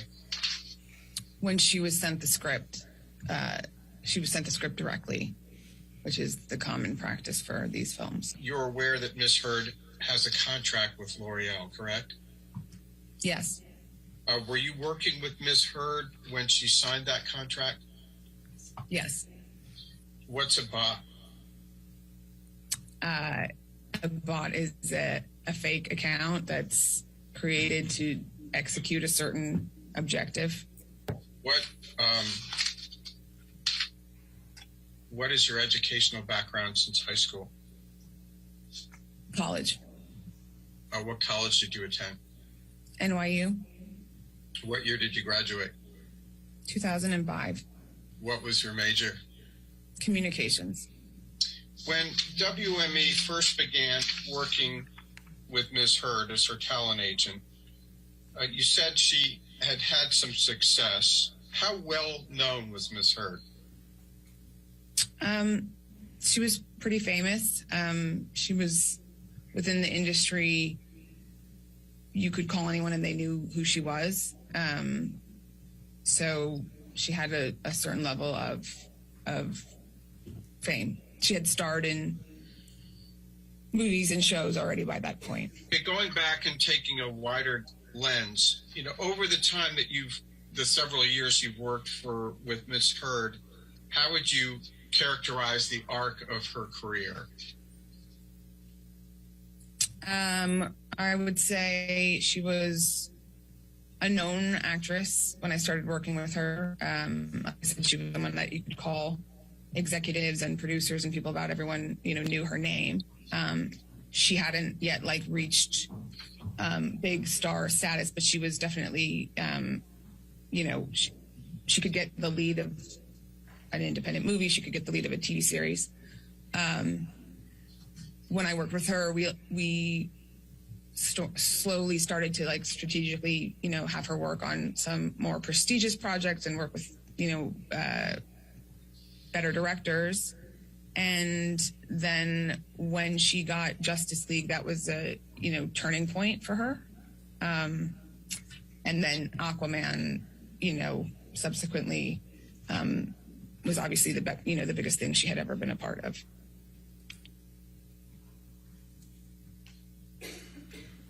And is the arc of her career now on the upswing with her being part of Aquaman 2? No. Tell me what you mean. Why not? Because typically, when you have an actor who is in a movie as successful as Aquaman was, their career totally changes. And they're in a different echelon. They, get way more offers. They're just put in a different place, position-wise with studios. They're more bankable, so they can greenlight projects. All of those kind of things are consistent with when you're in a blockbuster of that size. And with her, that did not happen. It happened, very significantly for her co-star. Obviously, he's the lead of the film and he's the title character, but even a small percentage of that did not happen for her.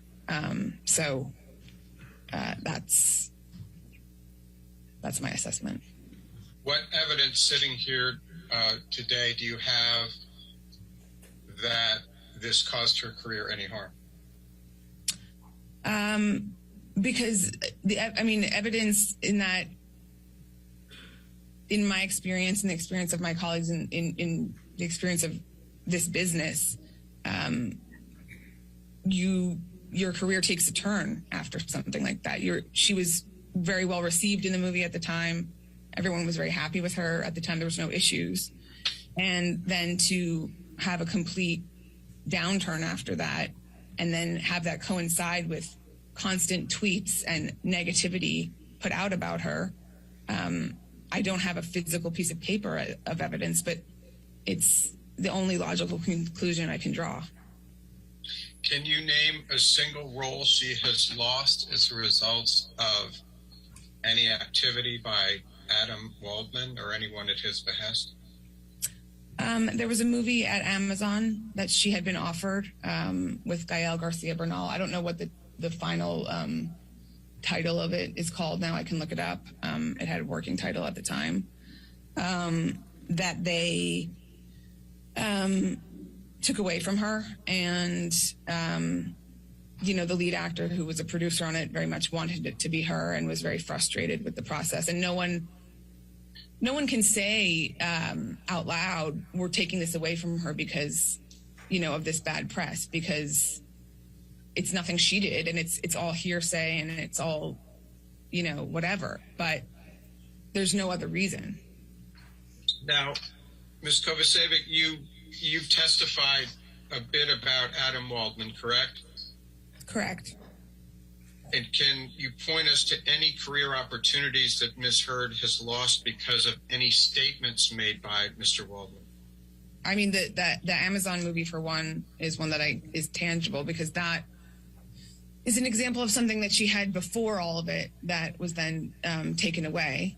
I know that a campaign she shot for Todd's via Katie Slater was scrapped and not used.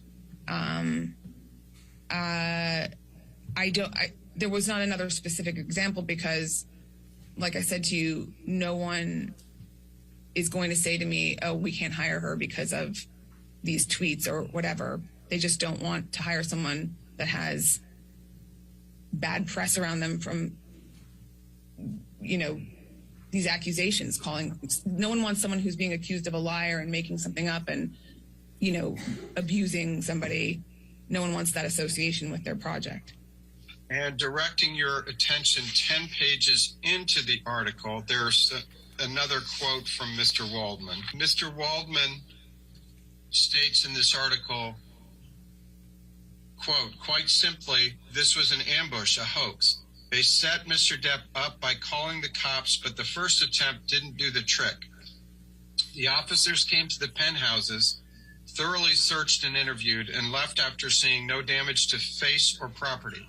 So Amber and her friends spilled a little wine and roughed the place up, got their stories straight under the direction of a lawyer and publicist, and then placed a second call to 911, end quote. Did I read that correctly?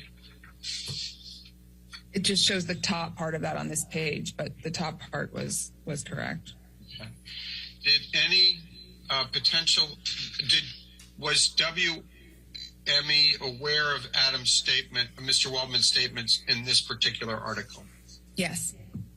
Now, you testified a little bit earlier about there being tweets from Adam. I assume you were referring to Adam Waldman. Is that correct? Yes. And what, if any, impact did it have on Amber Heard's career and career path to have Mr. Depp's lawyer putting out statements in the press and in tweets that Amber Heard was lying, making things up, creating a hoax of abuse? I think that his comments spurred on, it just added fuel to the fire. So there was already so much media coverage. And that's what you observed? That's what I observed. I'm going to take you to Aquaman, and I'll call it Aquaman 1 just to make it a little bit easier to understand. What, if any, performance issues were raised with Amber Heard by anyone that was responsible for the filming of Aquaman? No performance issues raised whatsoever. And what was your understanding of how Amber tested with the audiences in Aquaman? My understanding was that she tested extremely well. And this is an Aquaman has reflected all the markers of a very successful movie at this point? Yes. You testified earlier that it's quite typical when you have a series of 3 to 4 films in a franchise or a series to be able to renegotiate as you go into the sequels. Do you recall that testimony? Yes. Okay. And why is that? Because you make the initial deals, before the movie has done, well. And then when the movie overperforms like that, it's a custom. In light of the success of Aquaman, would you expect that Amber Heard would be receiving endorsements as of this time? Yes. And what is the typical process that happens after someone has starred in a very successful movie, such as Aquaman and Amber with Mira? The endorsement department would, a combination of offers and then seeking out opportunities. Now, given Amber's career trajectory leading up to and immediately after the success of Aquaman 1, did you expect her career to go on an upward, downward trajectory, or stay the same? I expected an upward trajectory. And why is that? Because in success of a film like that, it's usually always the case. And immediately after the successes of Aquaman, would you have expected Amber's annual earnings to increase, decrease, or stay the same compared to the previous 5 years? I would have expected them to increase. And why is that? Because her profile had been raised internationally. She was in a movie that was successful worldwide. And when you are in a movie that performs that well worldwide, your bankability is stronger. You can finance an independent film more easily. You can greenlight a film more easily. You can just do more and for more money. Do you recall what the budget was for Aquaman? The first one? I don't know. It would have been probably somewhere between 150 and 200 million. Immediately after the success of Aquaman, would you have expected Ms. Heard to continue to earn at least the fee she made on Aquaman on future big budget studio firms, or less or more? That becomes an actor's quote, their fee. Yes, typically, like, you will then earn your, not on a tiny independent film, you couldn't make that much money on that, but another studio film, another film at a streamer or whatever, something like that, you would make that much or potentially get a raise. Other than Aquaman 2, has Amber obtained any roles with a budget the size of Aquaman's? No. Has she been hired for any films with budgets over $100 million? No. Immediately after the success of Aquaman, would you expect the success of Aquaman and her starring role in that film to increase her ability to get more movie studios to be interested in her, decrease, or stay the same? Increase. And did it? No. Would you expect her to get more TV roles. Objection. And why? Why? Because I mentioned earlier in the conversation, TV and films are so blended now, and there's much less of a delineation between picking projects between film and TV. And did Amber receive more TV roles as a result of Aquaman, the success of Aquaman? No. Immediately after the success of Aquaman, would you have expected Amber to star in more than one project per year, less, or the same? It depends. If it was a big, Aquaman takes up 6 months of the year. Big movies take up longer time. Indies, you can do a couple of them a year. It just depends. So I wouldn't put a number on it, but definitely more than 0. And has Amber starred in more than one project per year since then? No. Immediately after the success of Aquaman, did you expect Amber to earn between $5 and $10 million a year for the next 5 years? I would have expected to renegotiate on Aquaman 2, most certainly. And so right there, that would have been significantly more. And she would have, yes, I would have expected her to earn more in a combination of TV, film, and more endorsements. Was it your understanding that WME passed on to L'Oreal suggestions to assist them in being able to block some of the harassing Instagrams they were getting at that time? Yes. All right. Let's bring up 30 again, please. Now, did in fact L'Oreal suspend having Amber Heard on the International Women's Day campaign? Yes. What the conditions were for the renewal? It was just essentially that they were renewing her. It was the same fee. That was the bulk of it. It wasn't, like a raise, but they were extending her. Okay.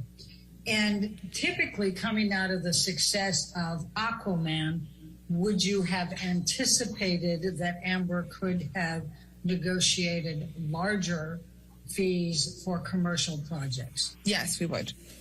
Okay, and why would that be? Because her profile had been raised. She was, she had done something super successful. So typically that's what you would do. That would just be the standard practice. When did you first learn about the change.org petition that was out there to try to get Amber Heard dropped from Aquaman 2? I don't know when I first saw it. Were you aware of it as of May 27, 2020? Yes. You earlier talked about bots in response to one of Mr. Chu's questions. What, if anything, was your understanding of these bots at this time, during this time frame?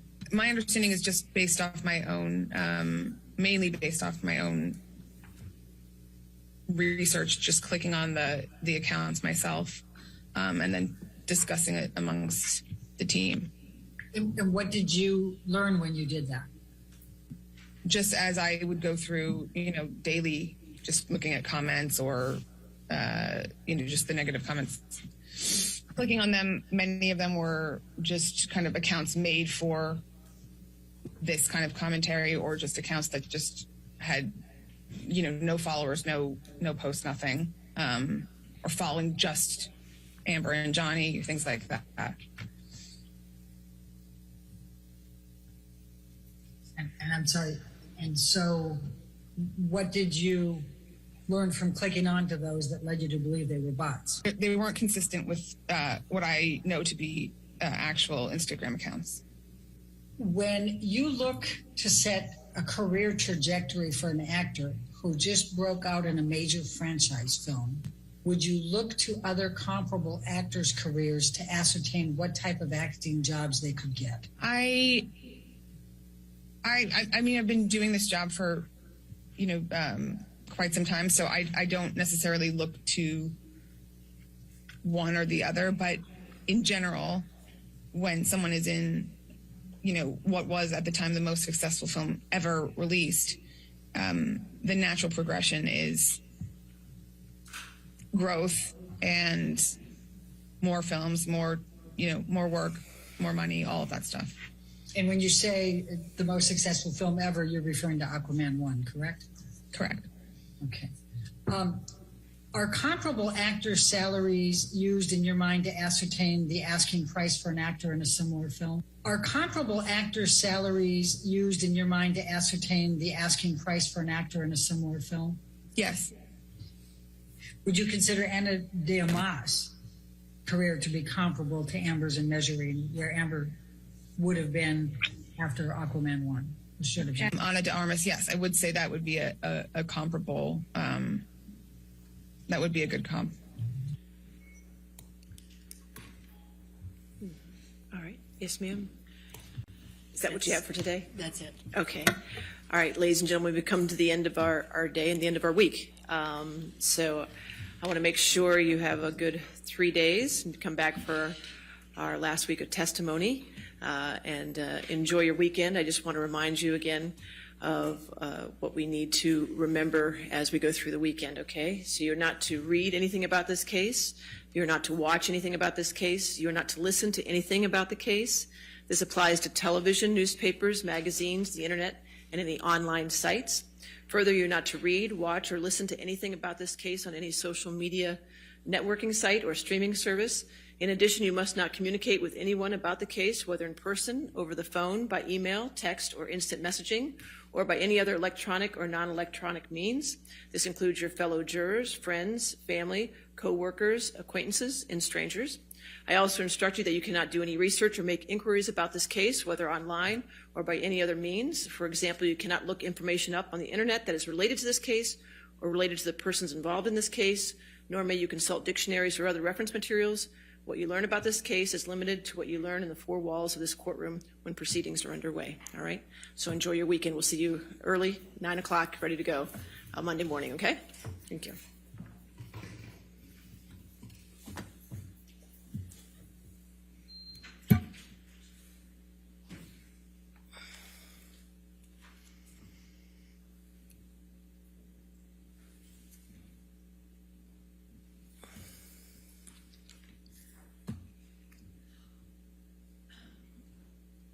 All right, and also in this matter, Ms. Hurd and Mr. Depp, please do not do any posts on social media over the weekend and no public statements, please. All right, and we will see you on Monday morning. As for the attorneys, 8 a.m. tomorrow. I thank you for all the jury instructions, objections. We're going through those now. I appreciate that. I am missing some exhibits from depositions that we need to get, so if you get with Jamie so we can get those and get them all taken care of for the week. Another thing that I'm doing, just to give you information, where I'm getting IT together to do a laptop for the jurors for deliberations. The laptop is going to be scrubbed and it's just going to have the audio and the video files on them, okay? So they're going to get me a mock-up by Tuesday. It's not going to have any Wi-Fi or internet or no passwords, so it's just going to have that on it. So once I get it and I approve it, I'm going to have both parties take a look at it and make sure everything is on there. That's supposed to be on there, and that's going to go to the jury when the physical evidence goes to the jury, okay? It just seemed like that was a better way to do it for the audio and the video files, okay? As far as times go, I can give you your updated times as of this minute. For plaintiff has used 42 hours and 45 minutes. Defendant has used 53 hours and 1 minute. So the time remaining for the plaintiffs is 18 hours and 30 minutes. And the time for the defendants is 8 hours and 14 minutes. Okay? So anybody have any other issues before we're done for tonight? No, thank you very much. Not at this All time. right, we'll see you tomorrow morning, 8 a.m. Yes? Thank you. Thank you. All right.